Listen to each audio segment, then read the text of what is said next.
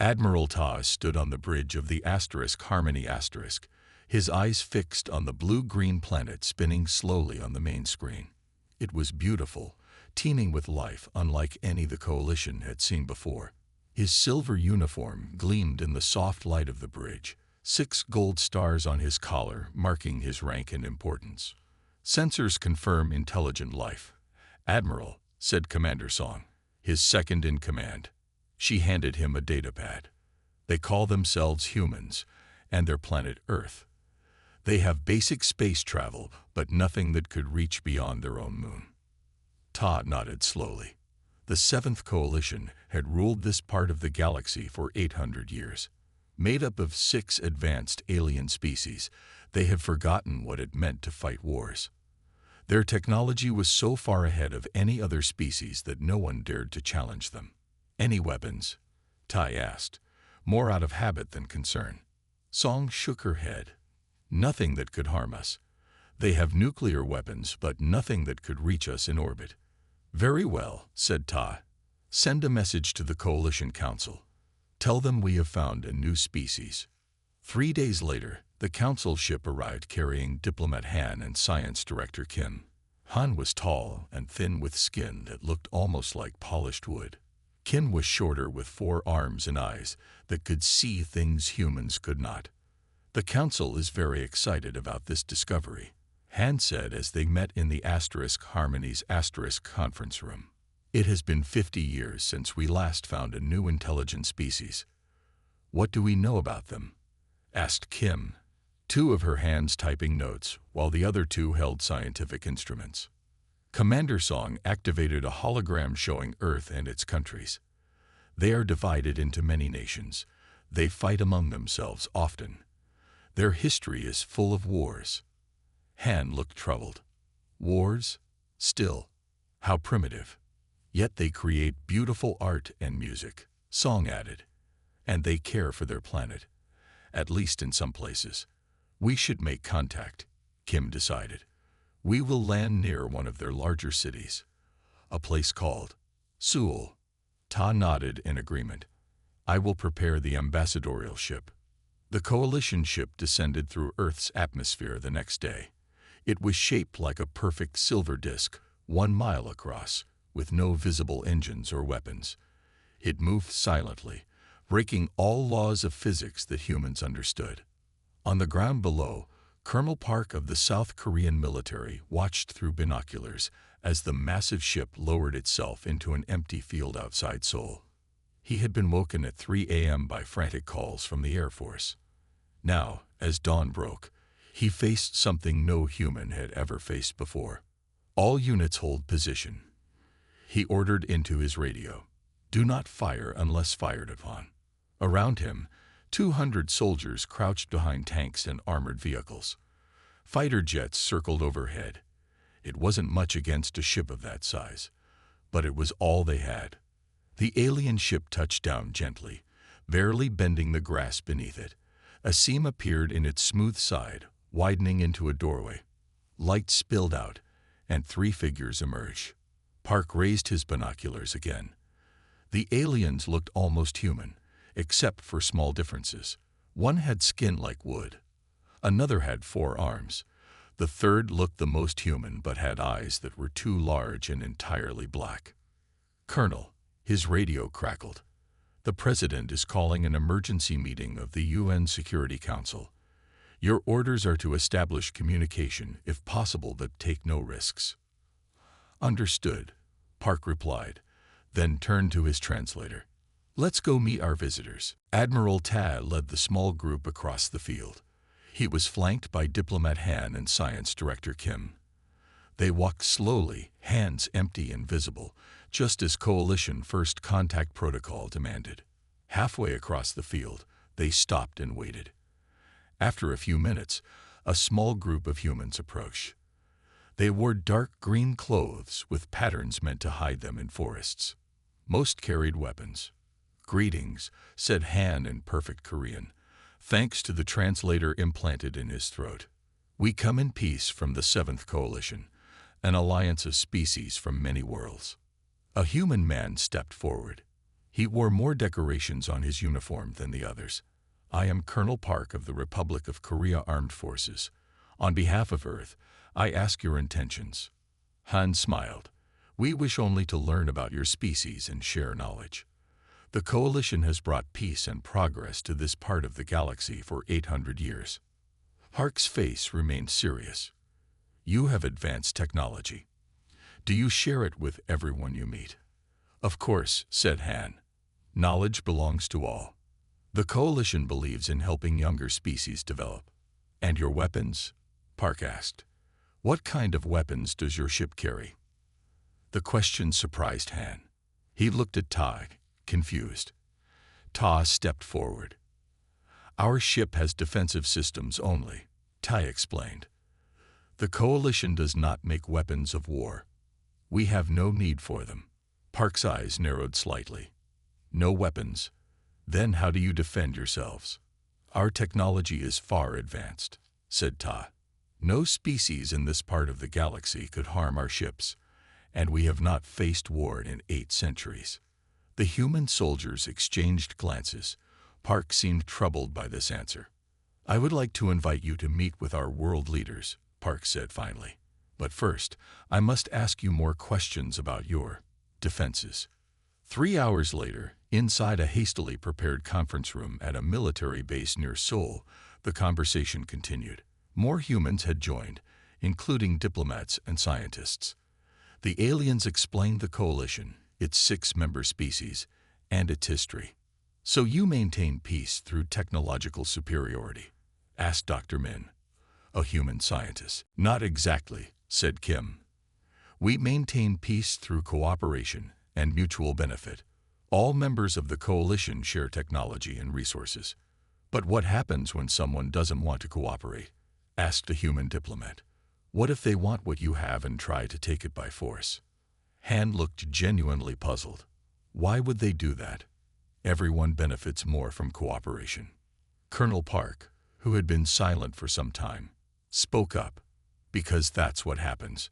That's what has always happened in our history. Tad leaned forward. Perhaps on Earth. But the Coalition has moved beyond such primitive thinking. With respect, Admiral, said Park, it's not about thinking. It's about reality. Peace doesn't last forever. Someone always wants more than they have. Your species seems very concerned with conflict, Han observed.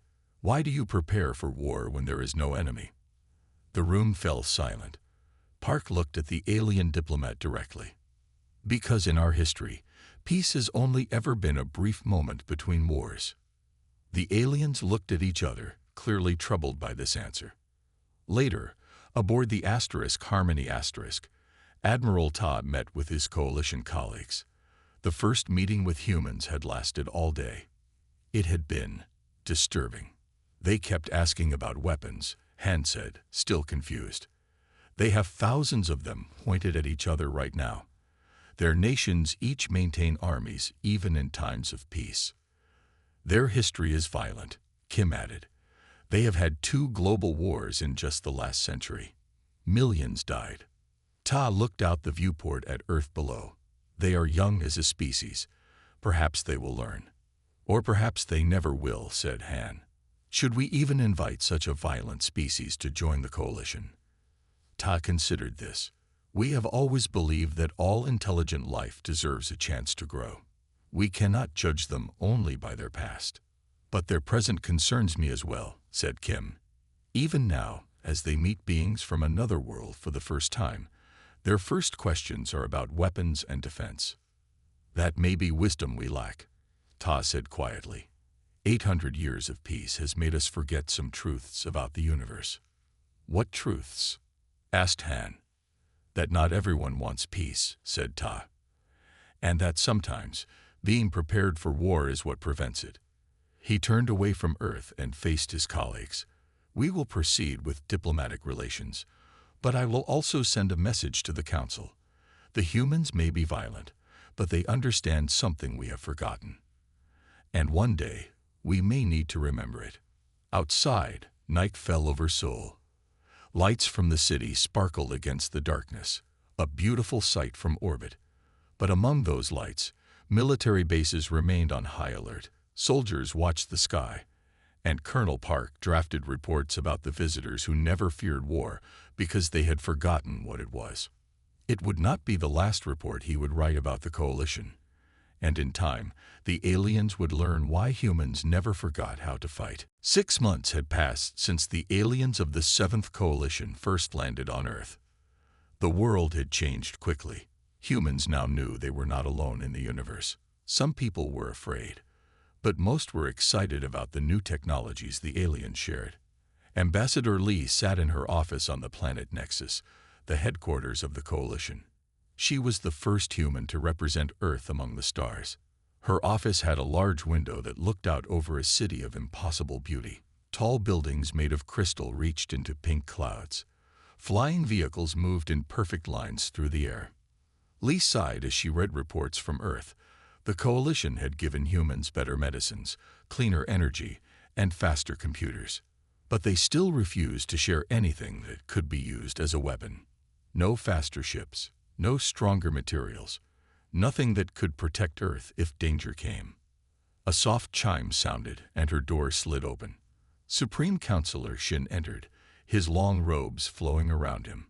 His skin had a blue tint, and his eyes were wide and kind. "Ambassador Lee," he said with a small bow, "I hope I'm not disturbing you." Lee stood quickly. Shin was the leader of the entire coalition, a position he had held for over 50 years. "Not at all, Counselor. Please sit down." Shin took a seat across from her. "I wanted to check on you personally. How are you adjusting to life on Nexus?" "Very well, thank you," Lee said. "The coalition has been most welcoming. And the reports you're sending back to Earth, are they satisfactory?" Lee hesitated. "My people are grateful for what you've shared with us. But there are concerns about our unwillingness to share military technology." Shin said. "It wasn't a question. Yes, Earth has many nations, many armies. We've had wars throughout our history. The idea of being defenseless, it frightens us." Shin's expression was gentle but firm. "The coalition has not fought a war in 800 years. We have no enemies because we make no enemies. We trade fairly. We help those in need. We solve problems with words, not weapons." "And if words fail?" Lee asked. "They never have," Shin replied simply. Before Lee could respond, the door chimed again. A coalition officer rushed in, her 4 arms moving in obvious distress. "Counselor, Ambassador, we've just received an emergency transmission from the Mars Research Station." The news was bad. A human research outpost on Mars, built with coalition help, had been attacked. 17 humans and 2 coalition scientists were dead. The attackers were unknown. In the emergency council meeting that followed, Coalition Security Chief Hack showed images from Mars. Strange ships with sharp, jagged designs. Creatures in black armor with too many limbs. "Void Reavers," Hack announced. "A territorial species from the outer systems. We've had minor conflicts with them before, but never an attack like this." "What do these Reavers want?" Lee asked, her voice tight with anger. "Territory," said Hack. "They don't like other species entering what they consider their space. Mars must be at the edge of what they claim. Then we must show them that Mars belongs to Earth, protected by the coalition," Lee said firmly. The council members looked uncomfortable. Shin spoke carefully. "Ambassador Lee, the coalition does not show anything with force. We will open diplomatic channels. We will explain that Mars is inhabited and protected under coalition agreements."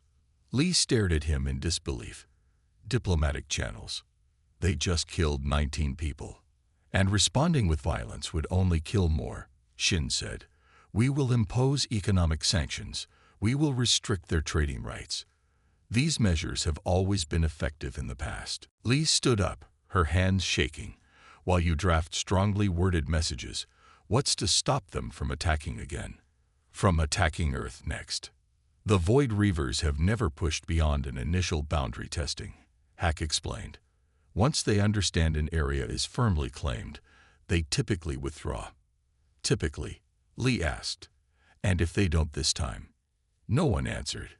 2 days later, Lee was on a ship back to Earth. The Coalition Council had voted to send a diplomatic mission to the Void Reavers. They would explain that Mars was under Coalition protection and offer trade agreements to satisfy the Reavers' need for certain minerals. The Council had denied her request for defensive systems to be installed on Mars and Earth. Such actions would only escalate tensions, they had said. As her ship approached Earth, Lee prepared for difficult meetings with world leaders. How could she explain that their only allies in the galaxy were unwilling to help them defend themselves? Her assistant, Jun, entered the cabin. Ambassador, we're receiving a transmission from Earth. It's Colonel Park. He says it's urgent. Lee activated the screen. Park's face appeared, looking tired but determined. Ambassador Lee, he said, I need to know everything you can tell me about these Void Reavers. Weapons, shields, ship capabilities, everything. Why? Lee asked, though she already suspected the answer. Because while the Coalition drafts letters, we're building a ship, Park said. The United Nations Security Council voted unanimously. Every nation is contributing resources and scientists. Lee leaned forward. What kind of ship? Park's expression was grim. The kind the Coalition refuses to build. A warship. 3 weeks passed. On Nexus, the Coalition Council waited for a response from the Void Reavers. Their diplomatic message had been delivered, but no answer had come. Then reports arrived of another attack. This time on a small Coalition research station near Jupiter. All personnel had evacuated safely, but the station was destroyed. Supreme Counselor Shin called an emergency meeting. This is unexpected, he admitted. The Reavers have never been so aggressive. Perhaps they sense weakness, said Science Director Kim. They know we won't fight back. We are not weak, Shin insisted. We are civilized. We will increase the sanctions. We will restrict all trade with their systems. Ambassador Lee had returned to Nexus for the meeting. With respect, Counselor, sanctions won't stop them from killing more people. What would you have us do, Ambassador? Shin asked, his patience wearing thin. Build weapons. Train soldiers. Become like them. Like humans. Before Lee could answer, a Coalition officer burst into the chamber. Counselor, unknown ship approaching Nexus. It's coming out of faster-than-light travel right on top of us. The chamber's main screen activated. A massive ship appeared, unlike anything the Coalition had ever built. It was dark gray, almost black, with red lights along its hull.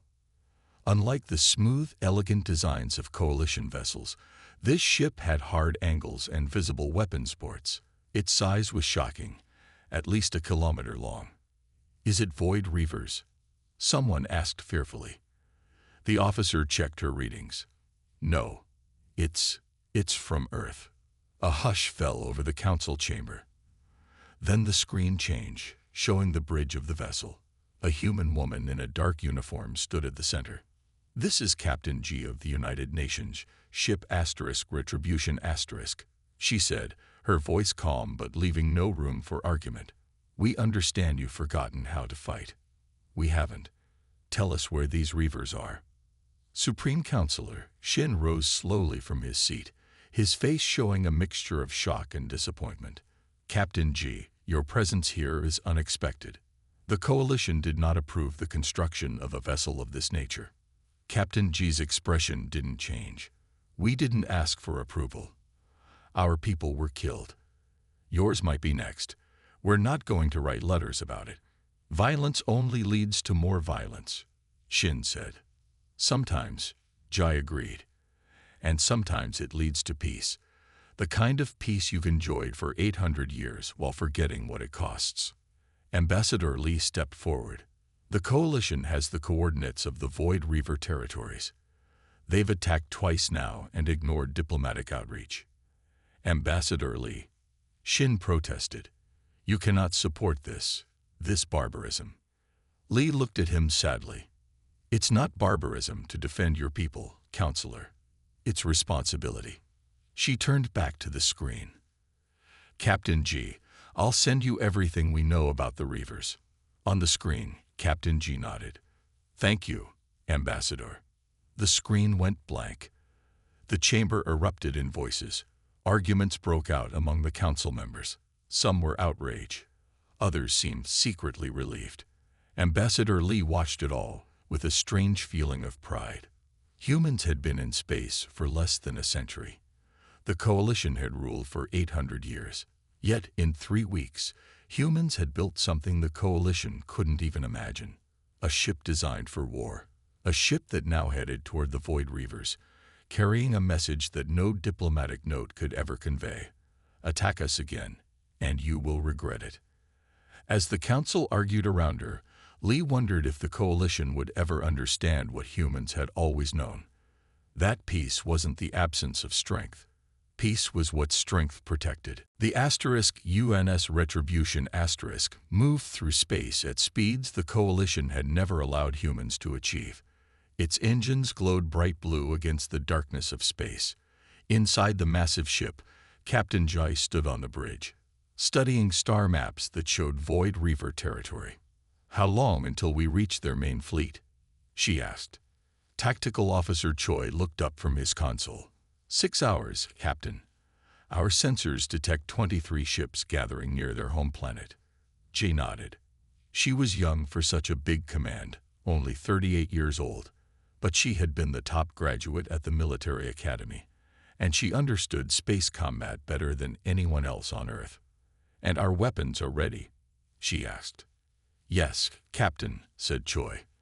All systems are at full power. Chief Engineer Yoon approached with a tablet. He was older than most of the crew, with gray hair and tired eyes. He had worked day and night to build this ship in just 3 weeks. Captain, I finished testing the shield systems, he said. They're working even better than we hoped. The Coalition technology we borrowed is very good. Not good enough to save those people on Mars, Ji said quietly. Ambassador Lee entered the bridge. Unlike the others in their dark military uniforms, she wore the silver clothes of a Coalition diplomat. She looked around with wide eyes. This is amazing, she said. I had no idea Earth could build something like this so quickly. Every nation helped, Jai explained. Russia provided the metal. America and China built the engines. Europe designed the weapons. Korea created the computer systems. When humans work together, we can do incredible things. Lee nodded slowly. The Coalition would be impressed if they weren't so horrified. They'll feel differently when we stop the Void Reavers, Ji said. Now tell me everything you know about how these creatures fight. On Nexus, the Coalition Council had gathered to watch. Special observer screens showed the Retribution approaching Void Reaver space. Many council members had argued against sharing this information, but Supreme Counselor Shin had insisted. We must see what the humans do, he had said. We must understand what we have brought into our peaceful coalition. Now researcher Baek stood beside him, analyzing the human ship's movements. Their approach is strange, he said. They are not taking the direct path to the Reaver fleet. What are they doing? Asked Shin. They appear to be hiding, Baek said, confused. Moving behind moons and through asteroid fields. The Reavers haven't detected them yet. Science Director Kim watched with growing concern. They're hunting, she said, like predators. On the Retribution Captain J gave her final orders to the crew. Remember your training. The Reavers have never faced a species that fights back effectively. They won't expect our tactics. She turned to Tactical Officer Choi. Target their engines and weapons first. Disable, don't destroy unless absolutely necessary. Disable, not destroy. Choi repeated. Yes, Captain. Chai looked around at her crew. 200 of Earth's best soldiers and engineers. They were about to fight the first human battle in space. We are not here for revenge, she said clearly. We are here to show the Void Reavers and the Coalition that humans will defend themselves and their allies. We fight today, so we won't have to fight tomorrow. She sat in her command chair. Begin the operation. The first Void Reaver ship never saw the Retribution coming. The human vessel emerged from behind a small moon, weapons firing with perfect accuracy. Blue beams of energy cut through the Reaver ship's engines, leaving it drifting helplessly in space. Before the other Reaver ships could respond, the Retribution had disabled 2 more vessels. Each strike was precise, taking out engines, weapons, and communication systems, but leaving life support intact. The disabled ships are drifting into the paths of their own fleet, reported Choi. They're causing confusion and blocking their formation. Good, said Jai. Now broadcast the message. Communications Officer Du nodded. Broadcasting now, Captain. The message went out to all Reaver ships in their own language. Your commanders have surrendered. Cease all operations immediately. It wasn't true, but the Reavers didn't know that. On the main screen, Ji watched as some Reaver ships began to break formation, unsure what to do. It's working, said Lee, amazed. They're confused. That's the idea, Jai replied. Now for Phase 2. On Nexus, the Council watched in stunned silence as the human ship executed a battle plan unlike anything they had seen in centuries. The Void Reavers, known throughout the galaxy as fierce warriors, were falling into disarray. What is happening? Asked Shin. The human ship is surrounded by Reaver vessels, but they're not attacking it. Researcher Bake studied his screens. The humans are using deception. They sent false messages. They disabled ships and are using them as obstacles. They're fighting with their minds, not just their weapons. Admiral Tai, who had first discovered Earth, watched with a mixture of horror and admiration. This is why they asked so many questions about defense when we first met them, he said quietly. They were already thinking about how to fight in space. But this is barbaric, said Shin, using trickery and violence. Is it? Asked Ta. Look at the Reaver casualties. Almost none. The humans are disabling, not destroying. Even in war, they show more restraint than the Reavers ever have. The battle continued for 2 hours. The Retribution moved like a dancer between the Reaver ships, always one step ahead. When the Reavers adapted to one tactic, the humans changed to another. When Reaver ships launched small fighter craft, the Retribution released tiny drones that confused their targeting systems. When 3 Reaver vessels formed up to combine their firepower, Jai ordered a brief jump to faster-than-light speed, appearing behind them and disabling all 3 before they could turn. On the bridge, the crew worked with calm efficiency. There was no shouting, no panic. Each person knew their job and did it perfectly. Reaver flagship is attempting to retreat, reported Choi. They're gathering their remaining ships. Ji nodded. Let them go. But first, send the final message. On all Reaver communication channels, Captain Ji's face appeared. She looked directly at the camera, her expression serious. This is Captain Ji of Earth and the 7th Coalition. You attacked peaceful settlements. You killed innocent people. We responded with restraint, disabling your ships rather than destroying them. Remember this lesson. If you attack any human or coalition world again, we will not be so merciful.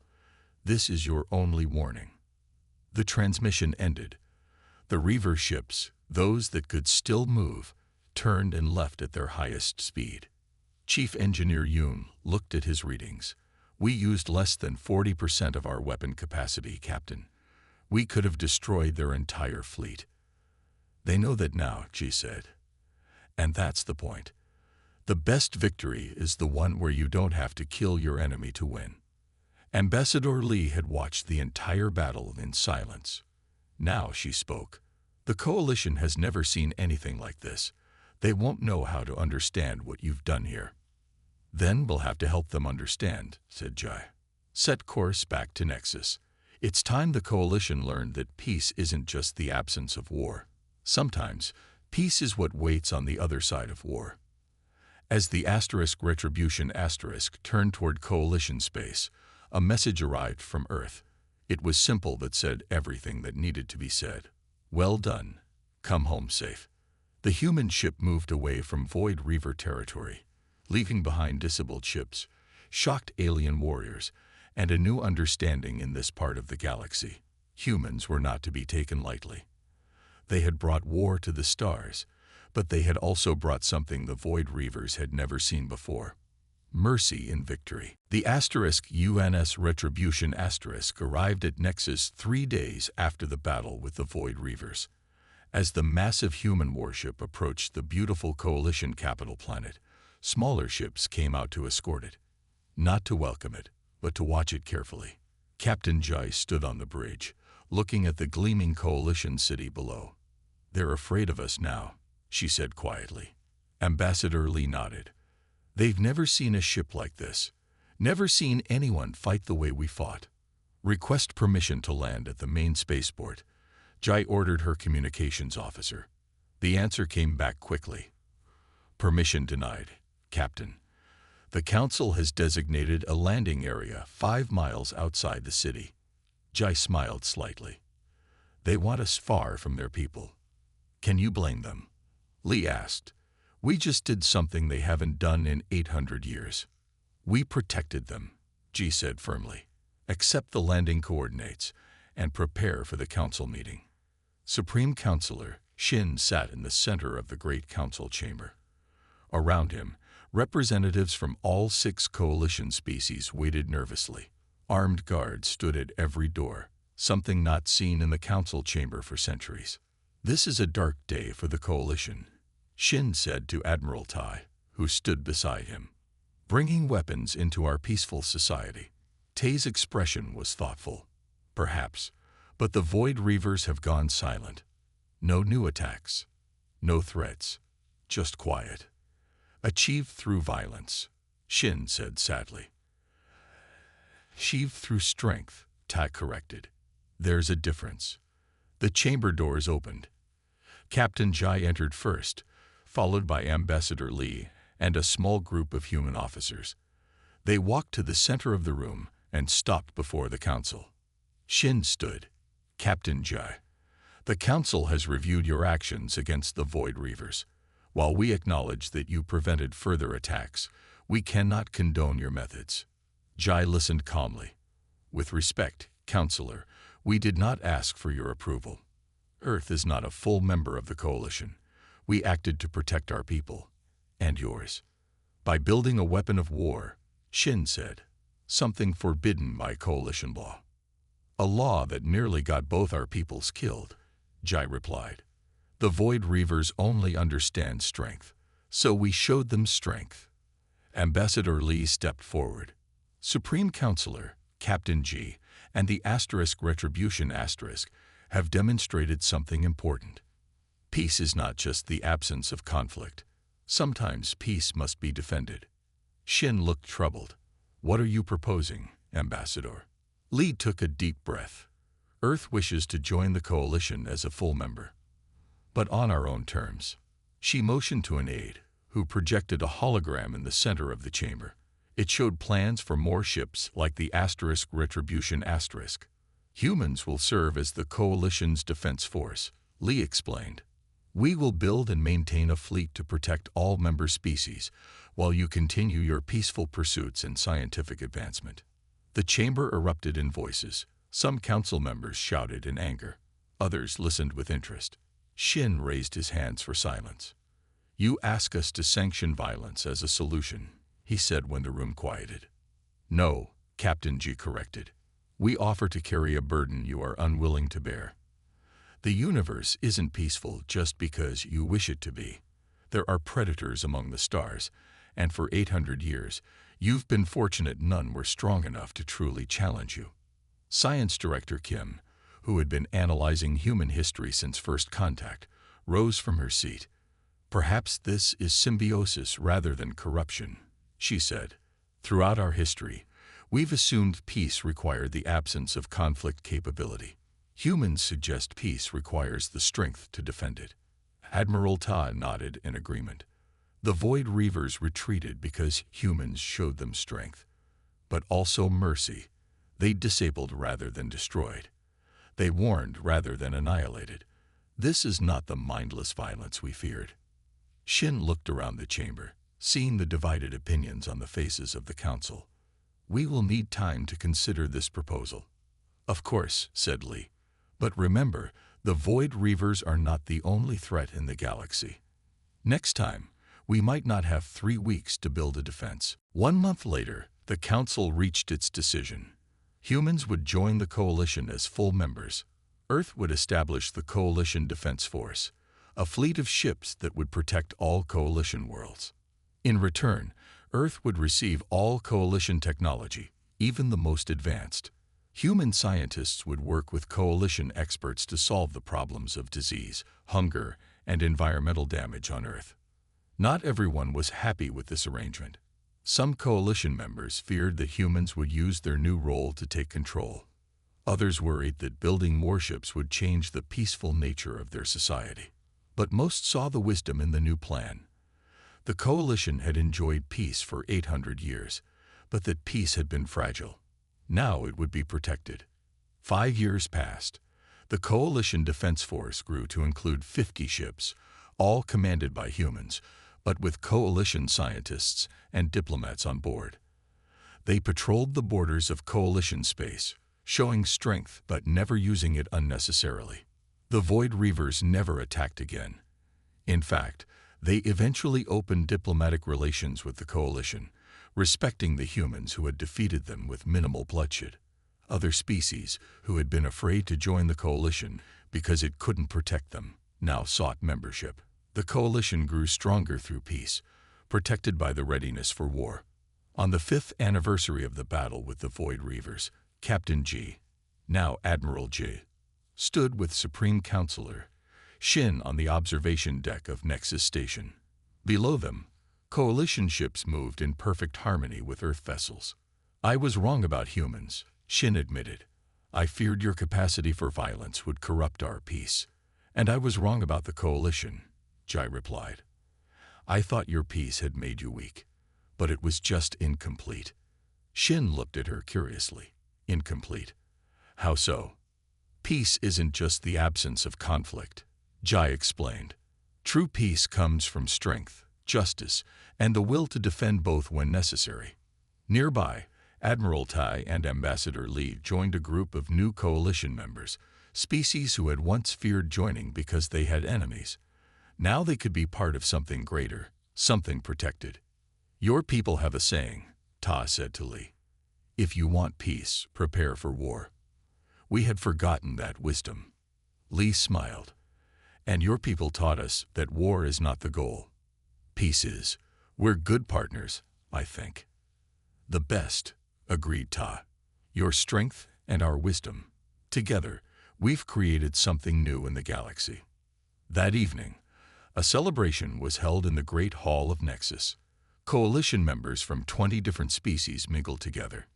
Music played, food was shared, and stories were told. In the center of the room, a new monument was unveiled, a sculpture showing a Coalition hand and a human hand clasped together, with stars swirling around them. The inscription read, Different paths, one destination. Peace through understanding. Safety through strength. Admiral Jai stood beside her ship's engineer, Yoon, as they looked at the monument. Did you ever think our warship would lead to this? Yoon asked. Ji shook her head. Never. I thought we would fight, win, and go home. I never imagined we would change the galaxy. Sometimes the best weapon is the one you never have to fire, Yoon said wisely. Jay nodded. But you still need to have it ready. Across the room, Supreme Counselor Shin raised a glass in a toast. To the Coalition, he said, stronger and safer than ever before. And to Earth, added Admiral Ta, who taught us what we have forgotten. Everyone drank to the toast, human and alien together, united in a peace that was no longer fragile.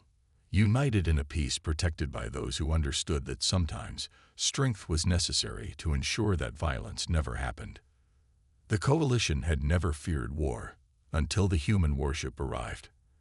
And now, because of that warship, they would never need to fear war again.